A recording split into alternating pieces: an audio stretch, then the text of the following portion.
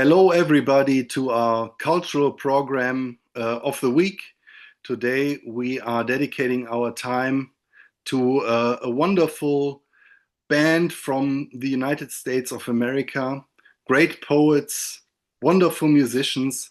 And to get you all in the mood, let's start with a little lyrical goodie by this wonderful band.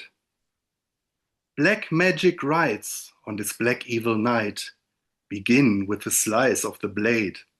Metal and blood come together as one. Onlookers, they gasp in dismay. Taste the sweet blood of one another, sharing without any greed. Bang your head as if up from the dead. Intense metal is all that you need. So, we are talking about Exodus today. Great thrash metal band from San Francisco. And they have a new album out. So today we will not only rank the full discography of Exodus, we will also review their newest album, which is called Goliath. Came out on Friday. And let's see if this Goliath is a giant who will prevail in victory, or if he goes down like a tree felled by a little guy called David. So, Alex, why don't you start with your thoughts on Goliath? So my thoughts are David won. So this is just came out, right? It's their 13th album, not counting the re-recording of the first album, right? Of in our ranking, and on Napalm, and it's 10 minutes and 50 or 10 songs and 54 minutes. The length is good because sometimes as we get into this, Exodus went way too long. I like Zetro, Steve Souza, and he was there when this project was started. And then as we will talk, he was out of the family, and they bring Rob Dukes back in. And I've tried and I've tried and I've tried. I'm just not a Rob Dukes fan. So I listened to this many times. I took this very serious. And in the end, it did not win me over. And to me, the problem is right off the bat, the first track, his voice starts to annoy me. So this, I'm a voice guy. This kind of gets me out of the album mood. So so my opening impression is, here we go again, and let's see what you have to say with your first reaction.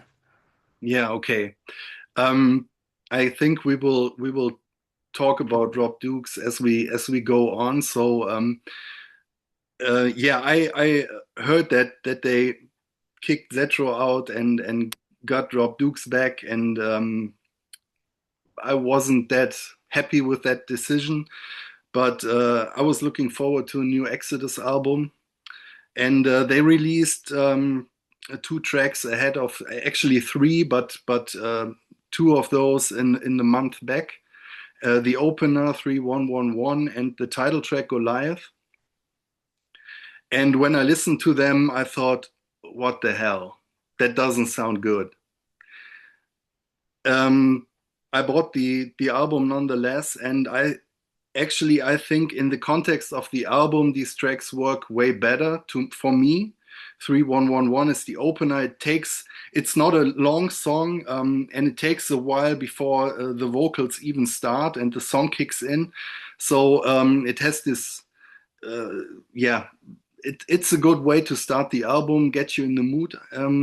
And Actually, I think Rob Duke sounds better than on the other albums. I have the same problems with him, and here he's a little bit more versatile. He's not just screaming all the way through. The problem I have with this album is that I think it seems to be kind of cobbled together from songs that don't necessarily belong together. So there are some tracks I really like. Um, but then there's stuff like The Changing Me, which is the third track, with guest vocals by Peter Tägtgren from Sweden, from Hypocrisy, and other projects, a producer as well. And not only do I always have problem when metal bands do this hip hop thing and feature other artists, I always think that's kind of corny in metal. The song doesn't fit Exodus at all. The next one is Promise You This. That's the newest single, and that's actually a pretty cool song. It's a more rocking tune, but this doesn't belong on a thrash metal album. And it breaks the flow of the album after the first two tracks. Um, I like the doomy, moody title track. Has some violence in it, epic feel. Uh, Beyond the Event Horizon is, in my opinion, the best song on the album, which comes after that. And then they have, yeah, again, two middling tracks that break up the flow. So the album never really lands. There's potential there, but to me, it seems that they should have taken more time with it and throw Yeah, something out and get another song in. no, just I agree, and I the music of track three, "The Changing Me," which is that's a Lee Altus composition. I like that, but I can't get into it because of Rob. And then the track four that you mentioned, the "Promise You This," that's a catchy as hell song, but it's not an Exodus song, right? But Dukes actually sounds okay on that. I'm like, all right, maybe he's winning me over. When we get to Goliath, now it's the Dukes I don't like, where it's almost he's over the top. He's dramatically hardcore. He's kind of stretching every song, punching it, or stretching every lyric and every word, and it takes me right back out of it. And then I'm out of the rest of the album, and it starts over, and I'm like, okay, so yeah, fell flat for me. Yeah, I'm following different Exodus subreddits on Reddit, and I was kind of baffled because there are a lot of Rob Dukes fans on there, and they like the albums with him way more than the stuff with Zetro, and I think that's an age thing. Yeah, Maybe that's people that grew up in the mid to late 90s or early 2000s with these more new metal-y stuff or Pantera. mm. And I get why they maybe don't like Zetro that much. Mm. Yeah, look, But Zetro is we'll get into an acquired taste too. He's a different voice. yeah, yeah, And I'll say this because you are so kind and you always say, in the comments, tell us how we're wrong and horrible and all of that. Here's what I would say. Everyone hears things differently. So don't tell us how we're wrong in the comments. Tell us how you're right. Because you are. Each person is right in their own way of what they hear, who their favorite singer is. But that's the only right answer is your right answer. Uh, my right answer, though, is not Duke's. yeah, yeah. What I was surprised about is that how many songs are by Lee Altus, because on the past few albums he had only one song or something like that, and it was mostly written by Gary Holt. Hmm. And here it's four songs by Lee Altus, and I don't know, maybe that's the problem with the album, that these two styles don't really fit together. I don't know, because yeah, like I said, this almost sounds like a compilation or an outtakes album. Yeah. There's no flow to it. Um, I like the cover though. This I thought at first Sure. I thought it's cheesy as hell, but it Mm. has some nice popping colors. I like Yeah, that, I and like it. yeah, there are a couple of tracks. I like Goliath. It's a little bit different, but yeah, I don't know if they did themselves any favors with this one. So and even the Rob Dukes fans don't like it that much. Mm. Yeah, I don't know. They are criticizing him, saying this is his worst performance in Exodus, which I don't agree with. Yeah. But yeah, I don't know. I would have loved a better album, obviously. Mm. Yeah.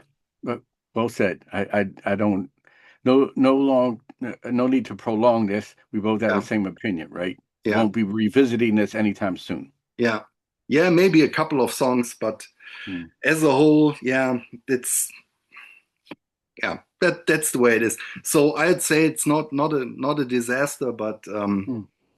yeah, certainly not one of their best. So Certainly not a fabulous disaster, is it? yeah, actually. Yeah. So okay, so let's not dwell on this one, but let us get into the ranking. And let's see, we have 12 albums. You already said we left out the re-recording of Bonded by Blood with Rob Duke's Let There Be Blood. So we have 12 proper studio albums, and let's dive right in and start with your last place. Okay, so real quick on my journey with Exodus, right? Of course, sorry. Yeah. And no problem. And so we all agree that they are, well, we don't all agree. Some people want them to be in the big four. No, the big four is big four for a reason. Sales, longevity, popularity, all of that. But there's then Testament and Overkill and Death Angel, Flotsam and Jetsam, Exodus. And I was there early on. They're my least favorite of all of those bands as a whole. And part of that is because vocals are my thing. That's what I gravitate to. And we have someone on the first album, then he's gone. Then we have someone else come in, then he's gone. And now we got a rotating cast back and forth. And that doesn't really help things for me in that it there's no flow. Now, you'll say, well, why are you going to review stuff from a singer you don't like? Well, because it's a band I like, right? I will bring up a band I don't like, The Smiths, one singer, one voice. I would never bother to review or listen to anything because I don't like him. But I was there at the beginning. I had Bonded by Blood, and I got into Thrash. I told this story before in '86 with Master Puppets, and then grabbed everything I could. So I had all of the early stuff before the bands put out more albums later in '86 and so on and so forth. So I had Bonded by Blood. I listened to it, and it was okay to me. I didn't think it was as revolutionary as everyone else at the time. But then we bring in Zetro, and now I'm much more invested in the band as we'll get into. But so to me, ranking the albums of Exodus is really ranking the singers of Exodus. And at the bottom of that is Rob Dukes. And at the bottom of that is number 12, and that is Shovel-Headed Kill Machine from 2005, the seventh album. Nuclear Blast, right? First with Rob Dukes. It's 10 songs in 52 minutes. So, 3 to 8 minutes apiece. We're going to get much longer, and I'll get into that later. Okay, that's all well and good. So the first track is Raise. It's heavy, it's pummeling, it's a great opener, but right off the bat, I'm missing Zetro. I mean, that's my guy. I Dukes to me is like Blaze Bailey or Ripper Owens. He's a replacement, and I don't need those replacement singers or albums. It's very in your face. It's very heavy, and to me, there's not much nuance. Now, I will say I like hardcore punk, and that's a very abrasive approach to vocals. But that's all there is. There aren't really singers in hardcore punk. In thrash, we have a Joey Belladonna, and we have a World Dane, and we have these other voices where you can gravitate towards one style or another. And I'm more of a singer, or somebody like Tamaraya, even James Hetfield, Dave Mustaine, Blitz from Overkill. There's a little more character to their vocals, and I like that versus, I've said this before, I'm not a death metal guy as far as the Cookie Monster vocals. It takes me out. Dukes takes me out of the music. So uh, that's my number 11 or number 12. Number 11, we go right into um, Exhibit B, Human Condition from 2010, their 10th album, Nuclear Blast. Now we're getting crazy. We have 11 songs, 74 minutes. They average 7 minutes. Nine is the longest. And this is the third album with Duke. So now I'm not happy with Duke's in a short form. Now I've got this long ass album that it's hard to get through. The lyrical content is good. Let me say this. Musicianship has always been top notch, and a lot of it has to do with Gary Holt, right, who appeared on every single studio album and wrote many, many songs. Can't complain about the music at all. If you strip out the vocals and just listen to instrumental, fantastic stuff. Lyrically, most of the time, it's good when it's serious. We'll get into some of their silliness, but so on this album, it's war and it's death and it's politics and it's religion. The subject matter is great. I've got a hard time listening to Dukes deliver that message, though. I will say that the track 9, Sun is My Destroyer, there's some vocal change up in there that I can't find that another person came in and did any singing. If that's all Rob Dukes and he doesn't use that tone more often, I don't know why. It was more gravel and grit versus this grating sound. Uh, I liked it, but so now this album after this, Dukes is out again, right? I'm not gonna bother to say the 20 some members in and out, but the vocalists we will, and this kind of rotating cast is an issue to me. So number 10, Exhibit A, Atrocity Exhibition from 2007. This is their eighth album, again, Nuclear Blast. This is 10 songs and it's an hour. So again, it's long. There's a 10-minute epic. There's 4 songs at 8 minutes. This is where the CD era, and you can just run wild and don't have to worry about doing a double because you can fit so much music on. It's just too much. I really don't have many notes. Children of a Worthless God. There again, a little bit of a different, clean vocals on the chorus. There's a nice tone to it. I can't find that this isn't Duke's all the way through. So again, if it is, I'm stunned that I like this and he didn't stick with that more.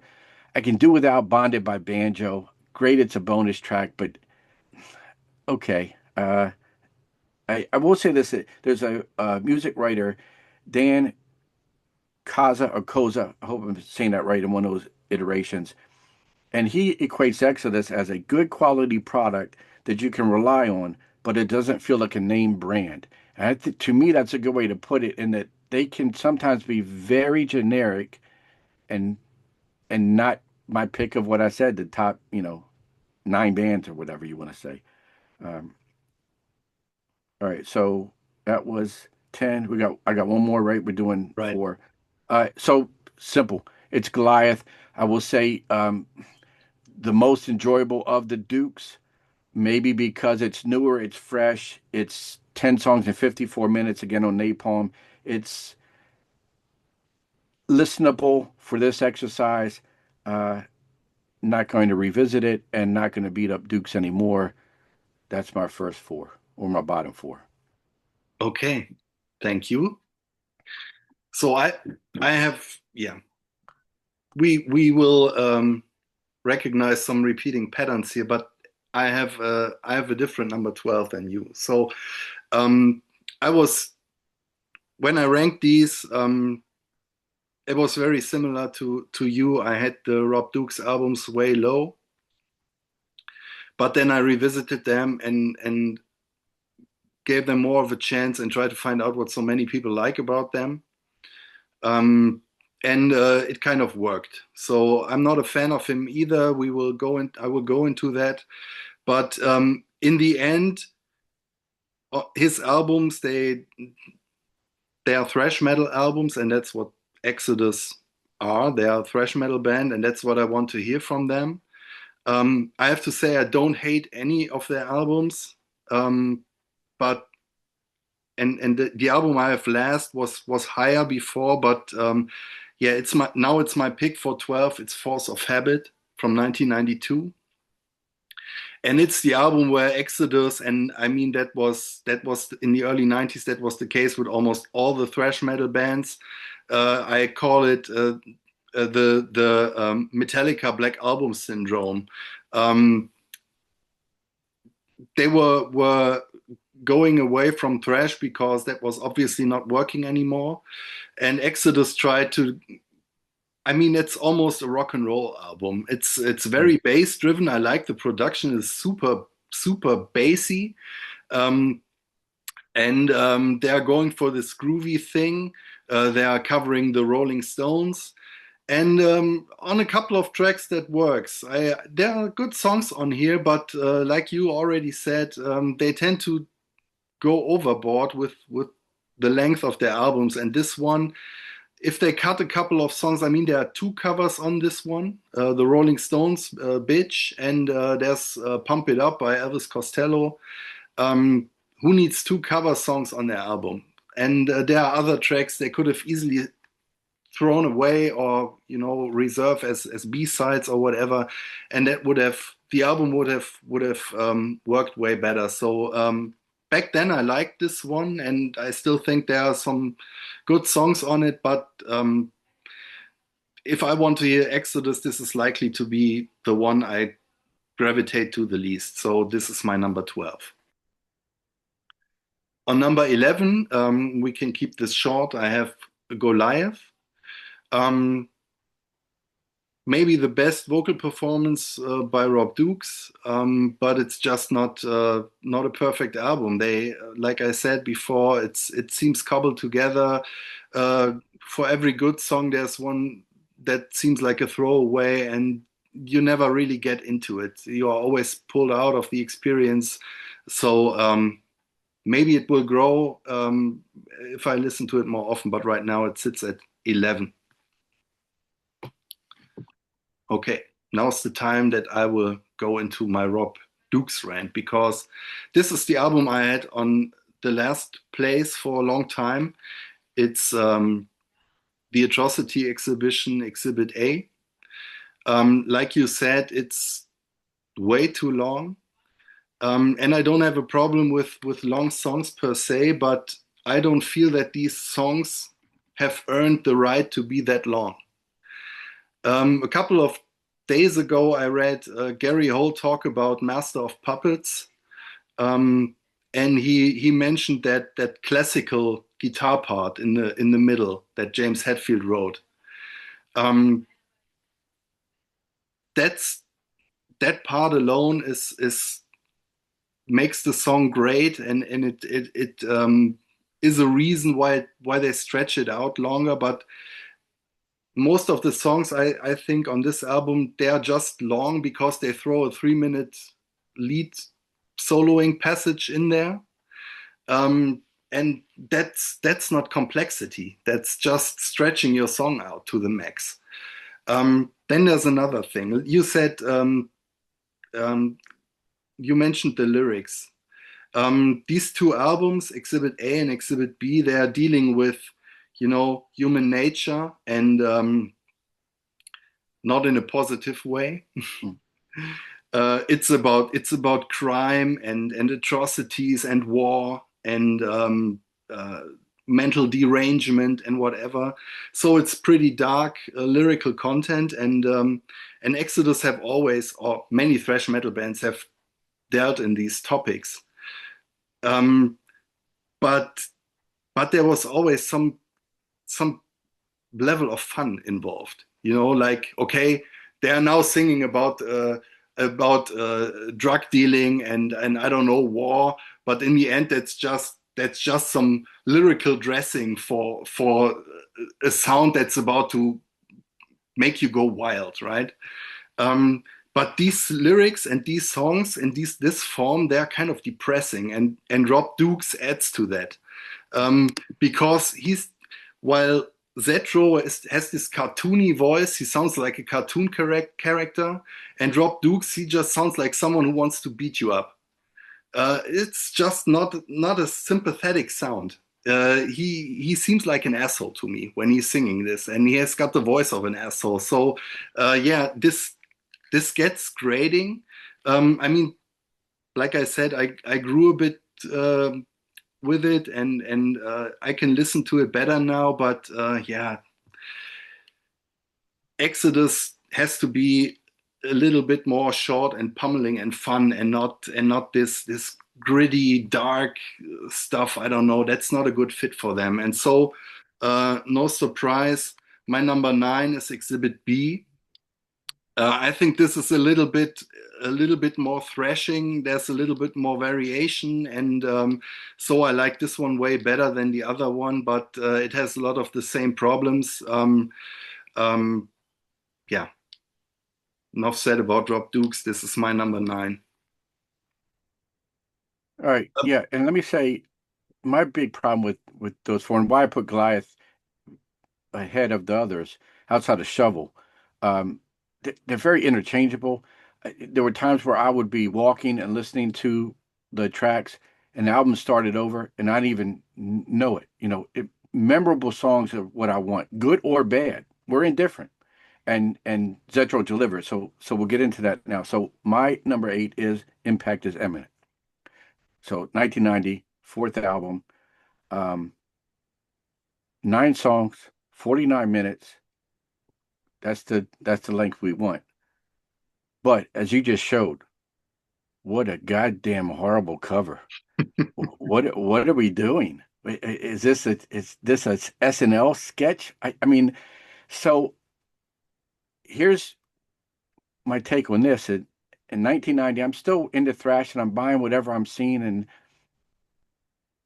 this passed me by. I didn't even know it came out. The next album, Force of Habit, I got when it came out. This I didn't even know about. So years later, then that I get it. And so let me talk about Zetro now because I do like his voice, and he's got a little Dave Mustaine. He's got a lot of blitz from Overkill. He's got that nasal. Yes, it's an acquired taste, no doubt, but there's some nuance to his voice, and there's some interesting characters to his voice. So it's not all one note.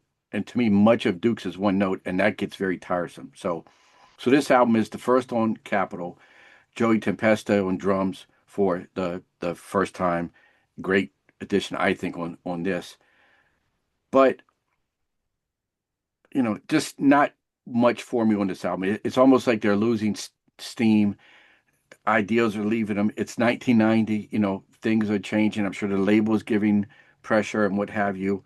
So I don't have many notes. I mean, heads they win, tails you lose. And that's kind of tired even back for then. I think we even talked about Megadeth used that line on their current album. It's like get a new idea. Thrash Under Pressure. To me, that's Toxic Waltz Part 2. They're just trying to recapture that.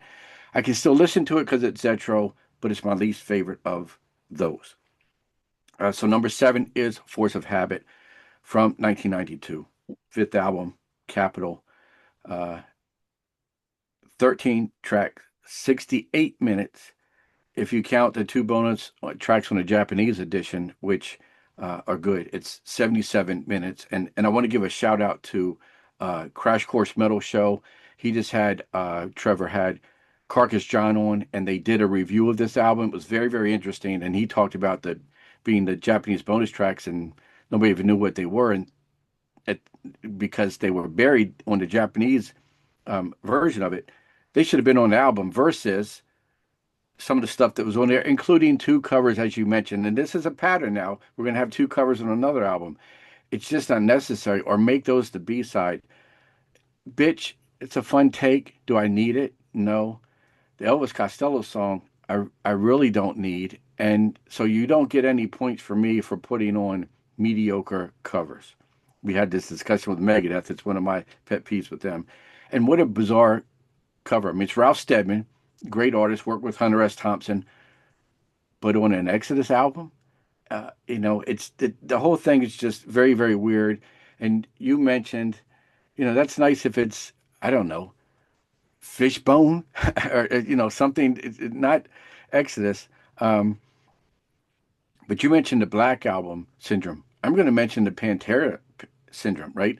Because everybody after Pantera now is doing a little bit of a groovy thing and getting out of, to me, what their comfort zone was. Let Pantera be Pantera, and you still be Exodus or Overkill or Anthrax or whoever you are.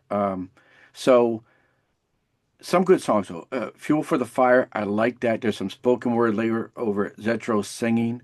Uh, 1 Foot, I think that's slow and brooding. This is where Zetro really can use his voice as an instrument. Architect of Pain, interesting song, 11 minutes. I don't really mind the length, but again, it just adds to the length of the album. Um, so an okay album from from the band. But now we'll get into 6, which is Blood In, Blood Out. From Oh, and let me say one more thing about uh, Force of Habit. When I was gonna pull props for this, which I have some records up there, as you can see. Uh, I went to pull my CD for this and realized I don't have it. I remember back in the day getting it when it came out and not liking it. And very rarely do I trade stuff in. I had to have traded it in because I don't even have it in my collection. I now like it more than I liked it back then, obviously. So anyway, okay. So number 6, Blood In, Blood Out from 2011, 14th album, Nuclear Blast. Now we got a long one again. 11 tracks, 62 minutes. Uh, and then there's even two covers that are bonus only. I won't go into to make it even longer. So this is the first with Zetro since 2004's Temple of the Damned. It was originally planned with Dukes, and then he gets fired. So again, here's this rotating feud. I mean, it's almost like a bad relationship where you're involved, you're not, it's back and forth.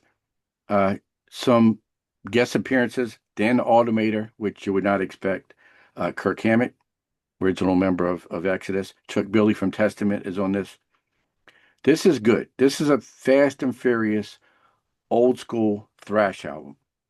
Uh, it's certainly reflected in the titles, and there's no jokes, which again we'll get to on some other albums. This is pretty serious stuff, as we mentioned on some of the other albums with Dukes, but now we got it in the context of Zetro delivering the vocals. So you can tell by the titles: Collateral Damage, Blood Harvest, BTK, about the serial killer, Honor Killings. This is heavy stuff, and it's got some bite and it's got some anger, and that's all conveyed by, in my opinion, on this album especially, a very maniacal Zetro. He can go there if he wants to. It sounds like he needs to prove he's the singer in the band right now that he's back in it. To me, he is the Exodus. If you're listening, he is the singer for this band. I know there was some recent comments where they said we finally got our guy. Duke said, if this is your guy, why is he in and out of the band? And I fully expect somewhere down the road Zetro returns. I certainly hope so. So um, I like this good heavy Exodus. To me, it almost fits the heyday of '80s thrash, maybe just with a little more updated production. Number five, Persona non grata from 2021, the 12th album on Nuclear Blast. Uh, 12 songs, 60 minutes. Thank you for all these props. Usually I'm the one with the props. You're the guy with the props now today, so thank you. So at this point, this was Zetro's last album, or up to this point, it is. Again, I say for now, stay tuned. So this is 7 years from Blood In, Blood Out. That's a long period of time. Lots of things have changed. The band worked on stuff, Holt and Slayer, so that's kind of delaying things. But it was enough time, I think, that they kind of formed a very good album. I like this a lot. Uh,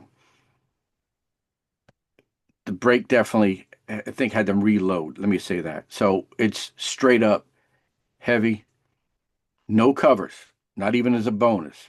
Thank you, Exodus. Title track, great. Your typical, it kills it right off the bat. Gets you into this album. Slipping into madness again. Here's that maniacal vocals from Zetro. Sometimes it sounds like he's just he's lost his mind. But in a good way. I like that. Prescribing horror, very ominous, scary kind of sounding track. Years of Decay and Dying. That's got some moods to it. And now we got a mix of. Normally he's a nasal singer, right? He's got a head voice, but now we have a little gruff coming in to his voice, and that helps. That breaks things up. Um, Fires of Division, again, blistering vocals, uh, you know, mixing things up. I think it's great, especially this far late in their career, and with all this constant changing. So solid middle part of their catalog. We'll get to my top four in a bit. Okay, thank you. Yeah, nice. Okay, so my number eight, let's get Rob Dukes out of the way. It's Shovel-Headed Kill Machine. I think obviously it's the best album with him in the band. I think that maybe a couple of songs were, I mean, between this one and the last one with Zetro before, there's just 1 year. So I think that probably most of the songs were already finished, and um, I think maybe even the vocal lines, maybe I don't know, because on some tracks I hear a little bit Zetro in his delivery and in his phrasing. I don't know. Maybe it's just me, but yeah, I think it's a good thrashing album. I love the opener Race. I think that's a cool song. Death-amphetamine is overlong, but it's still a good thrasher. I also like Karma's Messenger. Then they have a couple of groovy songs, Shudder to Think, Altered Boy. Um, yeah, that was certainly not that bad of a start for him. I don't like his voice, but here he's got the music to back him up, and they are still pretty much operating in the Exodus lane. Yeah, there's no not these super long epics that we would get one album later. So this is my number eight. And now you got me thinking with the placement of my next two, because these two were kind of switching back and forth, and I had them the other way around. For now, seven is Persona non grata. And I totally agree with you. This sounds like an Exodus album, but kind of um, a refreshed and regrouped Exodus. There's a little bit of new ideas in there. It took me a while to get into this actually, because um, this is not just this retro thrash thing. They are trying different stuff. It's super heavy. I think it's really a punishing album by them. You mentioned most of the tracks I like on there. So yeah, like I said, maybe this could be a little bit higher. For now, it's my number seven. On number six, I have Blood In, Blood Out from 2014. Um, and yeah, it's like the 80s never went away when you listen to that one. And I think that's why I like it a little bit better than Persona non grata, which might be the better and more interesting album. But if you listen to Black 13, Blood In, Blood Out, it's they could have been on their 80s albums. Collateral Damage, absolute killer track, maybe the best one on this one. Um, I think Exodus sometimes have a little bit of a problem with the sequencing. They break up the flow. They start thrashing. I like fast thrash songs. Um, they go in fast and furious, and then there's like three of those mid-tempo tracks after another, and that always kind of bugs me. And that's the case on this one as well. But the quality of the songs is always pretty high. So yeah, that's my number six. And on number five, I have their reunion album from 2004, Tempo of the Damned, a little bit pretty dark. I have a CD where this one and Shovel-Headed Kill Machine are packed together, so I only have the booklet here. Um, yeah, what I said about Blood In, Blood Out, I could repeat for this one, because yeah, this sounds like, okay, let's forget what happened in the past few years. Let's just pick up where we left off with Impact is Imminent or Fabulous Disaster. Yeah, but also the sequencing thing. Star Spangled Banner, killer opener. Then you have War is My Shepherd, super heavy song. Zetro does this like on their newer albums. He does this way, almost does this little death metal growl that's in here as well. Blacklist is a more grooving track, but also great. Shroud of Urine, super angry and spiteful. Yeah, and then they go into these mid tempo tracks, and pretty much to the for the rest of the album. There's a song that Kirk Hammett wrote, Impaler, that was supposed to be on Bonded by Blood. So that's a nice touch on this one. Yeah, really good. One of the albums that helped kind of resurrect thrash metal in the early 2000s together with Creator.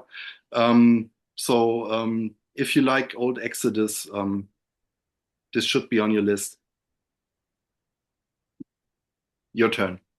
All right, so we'll just pick up right there, right? That's number four is Tempo of the Damned, 2004, sixth album, Nuclear Blast, 11 tracks, 58 minutes, and Zetro is now after this out until 2014. But the big thing is this is the first album since 1992's Force of Habit. So they skipped most of the 90s, and that may be a good thing that they didn't fall into those tropes and traps that many others did. It's also the first Andy Sneap, which I think he's a great producer. I mean, all the albums he does that sound fine. Uh, and so Paul Baloff at this point from the first album is back in the band while this being worked on. He dies of stroke in 2002, and that's how Zetro comes back in. So who knows what kind of different trajectory it would have been, but uh, that didn't happen. So I think there's instantly memorable songs like you mentioned, and again, even if it's a song I don't like with Zetro, I know it versus a Dukes that doesn't stick. So the first track, Scar, Spangled Banner, love that, great vocals. Doesn't miss a beat from that extended period that they were off. And then, some of the things you mentioned, Blacklist is great. Throwing Down, then Paler, which is that little kind of riff that became Trapped Under Ice, right, for Metallica. So great album. One that I missed the first time around because it just was not heavily promoted, but I like it a lot. Um, so number three, and this could have easily been lower, but I don't want you to be filled with negative comments, and I'm starting my own channel. I don't need people to not subscribe. So I put Bonded by Blood at number three. Yes, a bad cover and a worse cover. Take your pick. So this is it was recorded in July of 85. 84. I'm sorry, 84. Correct, 84, and released in April of 85. So there were issues with, and this one, Combat Torrid, issues with the label, issues with the art, whatever was going on. It certainly didn't help that they came out so late because they were early in the game. That's why a lot of people name check them as one of the greats. They were there.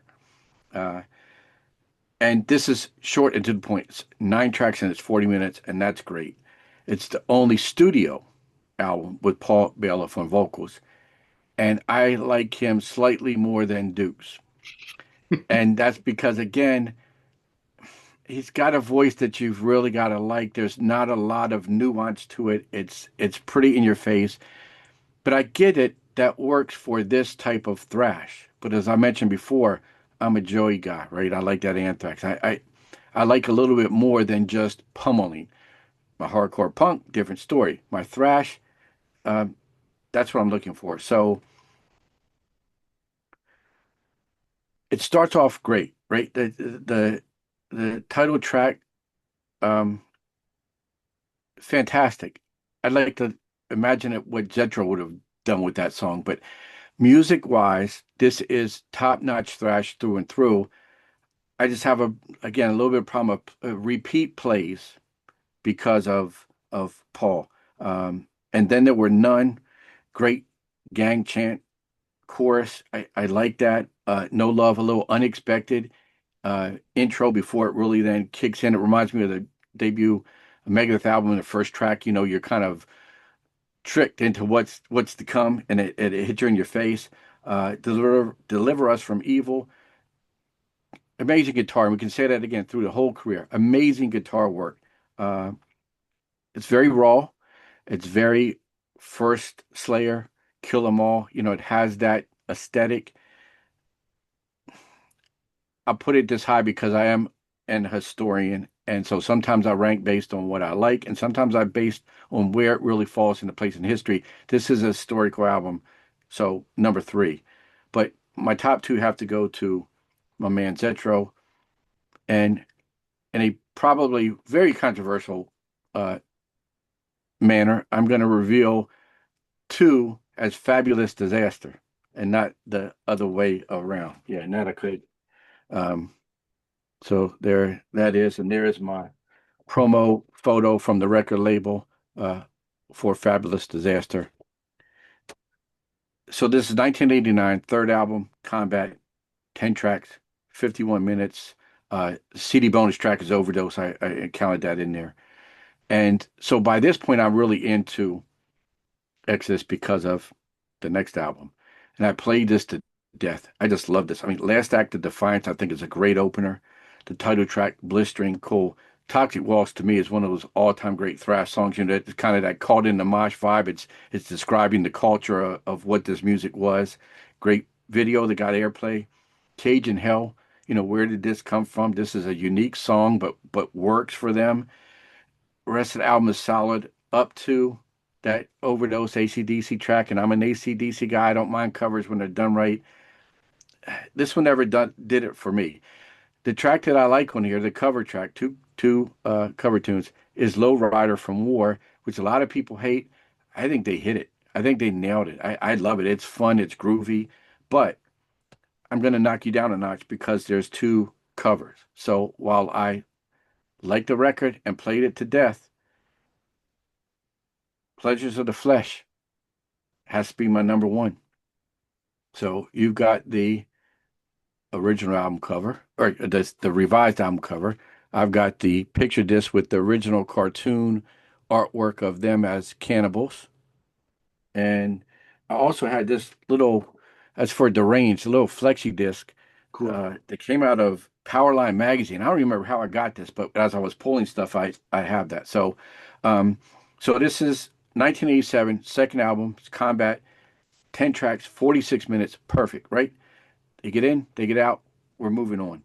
This is Zetro's debut, and I was a little reluctant to get this coming off of Bonded because I wasn't the biggest fan, but I thought, okay, I'll get it, not knowing there was a new singer even at that time.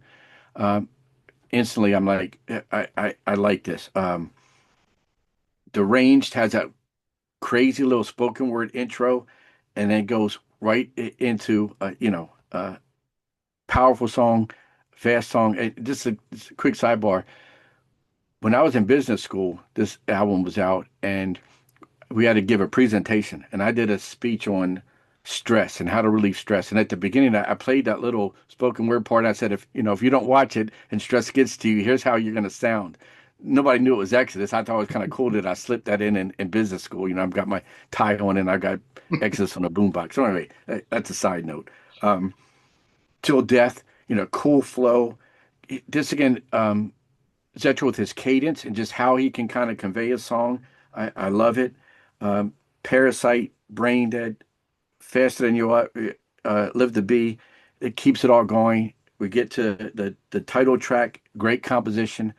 Uh, Kind of a little bit different, weird tribal opening, 7 minutes, but interesting. Chemical, absolute banger. No covers. Uh, it stands up to me. It takes me back to that place in time when I was really getting into thrash, and that's why, and we all hear differently. Your answer is correct, and my answer is correct. My answer is this is my favorite Exodus album, number one. Yeah, that's a valid pick, I'd say. Okay. Before I go into my top four, there's one thing that I forgot to say about, all the switcheroo with their singers. I think what the problem of this is, regardless of who your favorite is, you make no matter who your singer is, you make him look bad. The way Mm. they are switching them back and forth, and now Zetro, and then Zetro is out, and then Rob Dukes is back, then Rob Dukes is out again, and Zetro is. So who's your singer? It always Mm. makes the last guy look like a substitute. Oh, he's the second choice. Zetro Yeah. doesn't want to. Okay, let's get Rob back. But that's just bad marketing. Oh, And actually. my issue with Anthrax, because Joey was my guy. Forget Neil Turbine, it was one and done. Joey was my guy. He's out of the band, and then Scott's saying, "Oh, we finally got our singer." Well, you just shit all over the guy that made you the band you are, right? So yeah, it's not a good look, 100%. Yeah, and it's not a good look for the guy who's coming in to No. replace the other one, right? Mm. Yeah. So okay. Um, my number four, and now I'm going a little bit into my history, is Impact is Imminent. Um, that was the album that came out when I was getting into metal. Came out in, I think, spring 1990.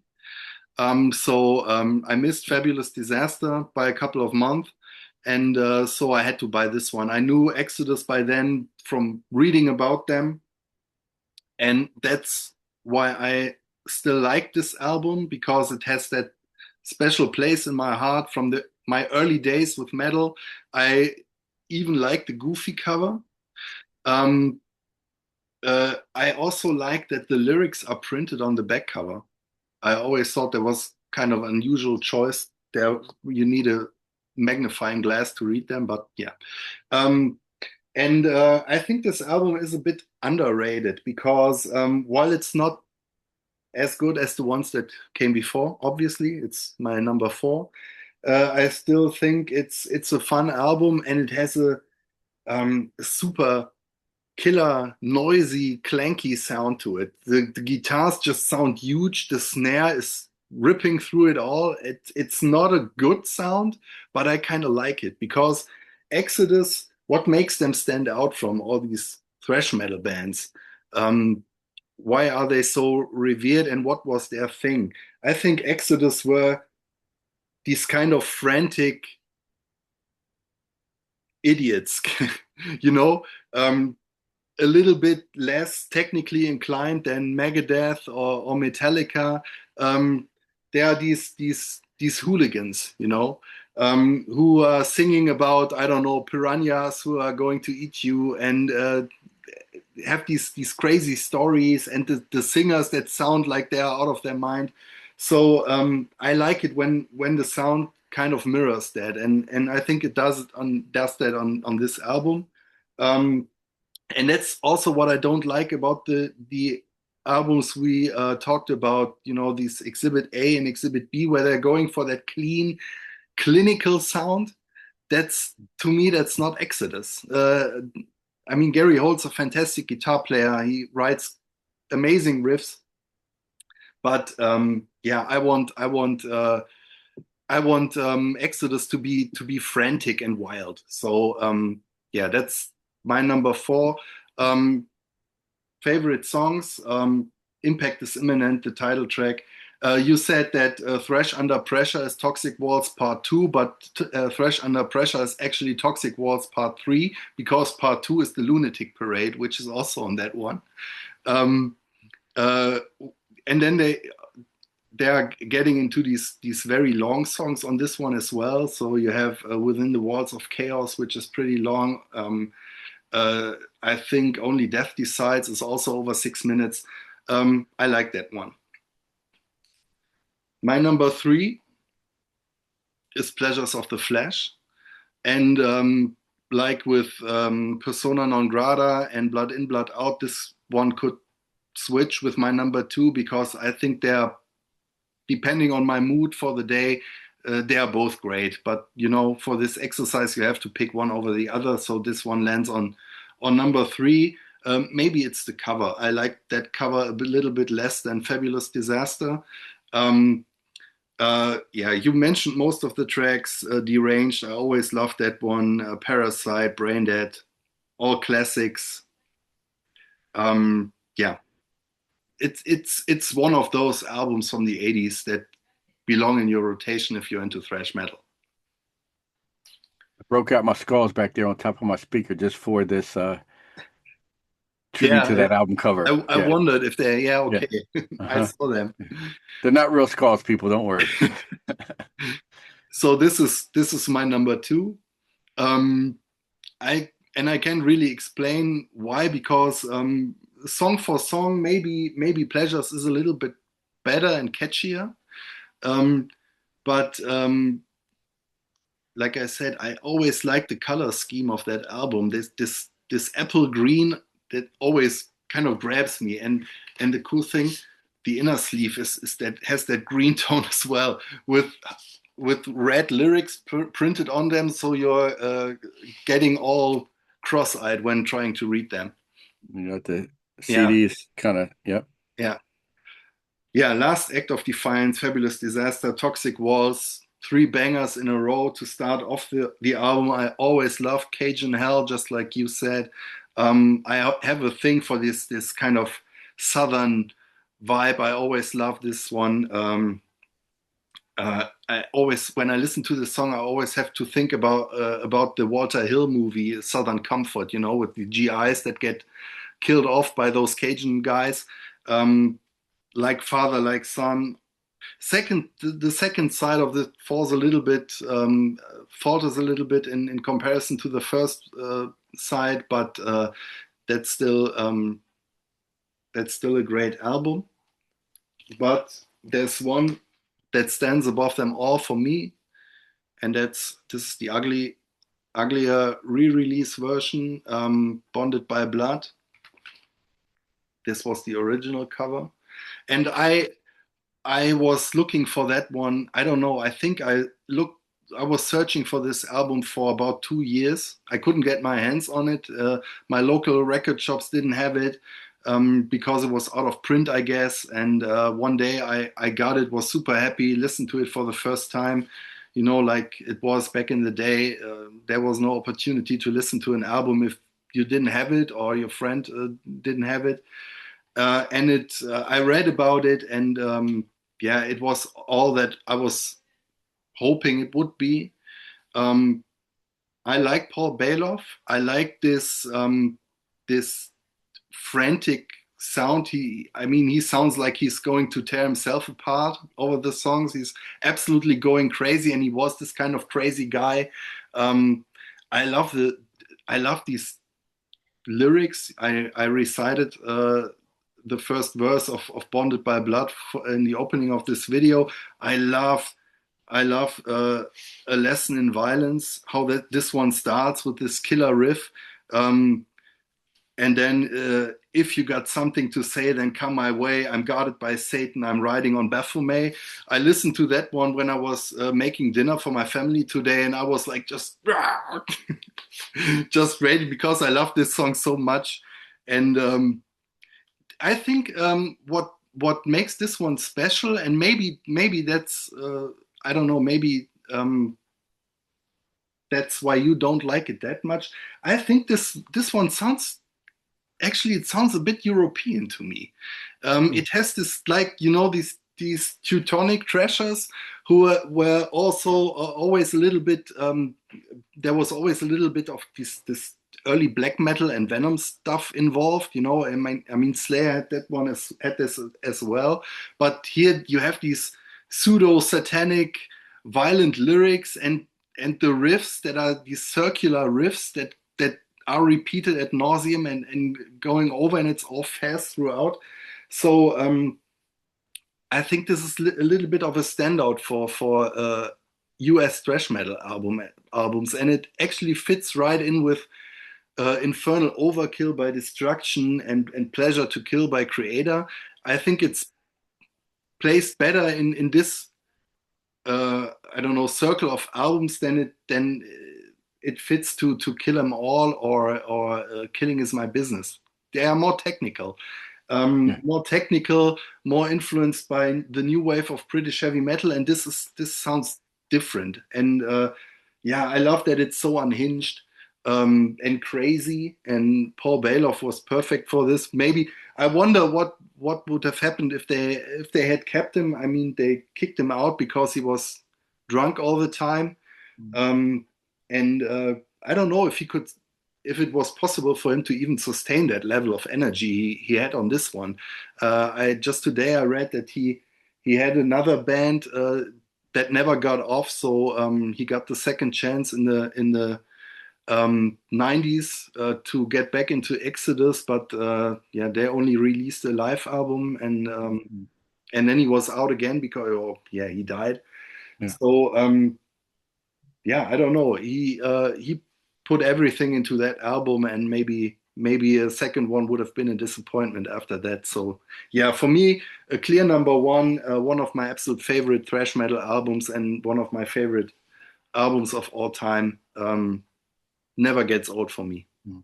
I think you bring up a good point in that if you look at let's just say the music and the lyrical content of the first to the second, I don't see him doing that the way Zetro did, and Zetro not necessarily doing what he did on Bonded. It lyrically, thematically, they're very different records. So Yeah. that's interesting too. In that kind of short period of time, the dynamic shift. Also sound wise, I mean, the Mm. Pleasures of the Flesh is way more controlled in sound. I think it's from a one time or at least a first time producer. I think a woman produced Pleasures of the Flesh. Um, oh, Sylvia Massey, engineered by Sylvia Massey. There it is. Mm. So yeah, and then on Fabulous Disaster and Impact is Imminent, they are getting a little bit more noisy and wild again. So I think Pleasures of the Flesh is a little more toned down in sound. Yeah, and then those two albums you just mentioned too. Now a little more of the humor element, right? So they're taking a little Yeah, bit of that Anthrax and putting it in, not silly, but certainly not what many other thrash bands were doing. They didn't branch out and attempt that. So yeah, yeah. Yeah, and like I said in the beginning, Zetro was the right guy mm, to sell that kind of humor without it becoming silly because he had this still this kind of menacing quality like a psycho, and that nuance that Rob Dukes is completely yeah. lacking. Hmm. He's just this one note guy. Okay, any last words? I think we've said it all. We said it all. Okay, so that was our album review of the new Exodus album Goliath and our full discography ranking. If you liked it, hit the button below and obviously subscribe to our channel. It's great. And give us your comments. Tell us what you think about the Rob Dukes and Zetro Sousa debate. Tell us what your favorite albums are. Why you like Rob Dukes better than Zetro, maybe. Why you like those Exhibit A and B so much. I would love to hear it. And yeah, be there next time around. I think we have our next Thrash project in the works, or maybe even two. So more of the good stuff coming up. Till then, see you soon. Keep See ya. thrashing.